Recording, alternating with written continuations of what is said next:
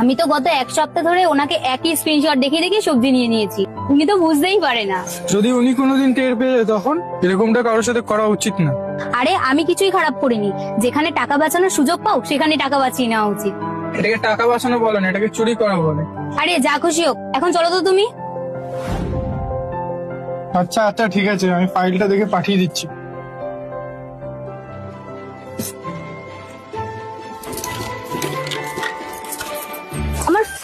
আমার ফোনটা কোথায় গেল? কি হলো? আরে আমার ফোনটা খুঁজে পাচ্ছি না। তুমি একটা কাজ করো তো, তোমার ফোন দিয়ে আমার ফোনে একটা ফোন করে দেখো। আচ্ছা ঠিক আছে, আমি ফোন করে দেখছি। ওই তো তোমার ফোন।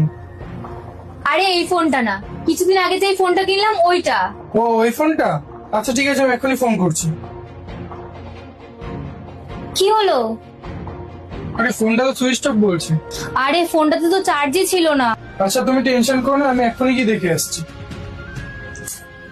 কি হলো, ফোনটা কি পেয়েছো? না পাইনি। আরে দিদি, আরে দাদা, আজকে আমার সবজি লাগবে না। আরে দিদি, আমি সবজি নেওয়ার কথা বলছি না, আপনি ফোনটা ফেলে গেছেন। দিদি, ওই দিন আপনি এই ফোনটা ফেলে গেছিলেন।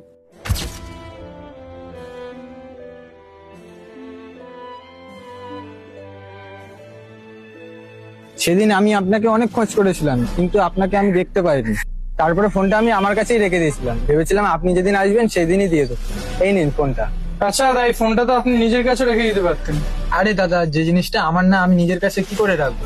আপনাদের থেকে ফোনটা হয়তো আমি লুকিয়ে রাখতে পারবো, কিন্তু ভগবান ওপরে বসে তো সব দেখছে। আমরা যদি কারোর সঙ্গে বেইমানি করি, কেউ দেখুক আর না দেখুক, ওপরে বসে ভগবান তো সব দেখছে।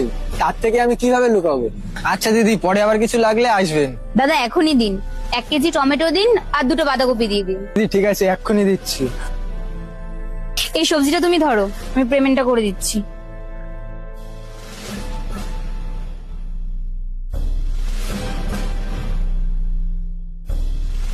দাদা হয়ে গেছে। ঠিক আছে দিদি। আসি দাদা।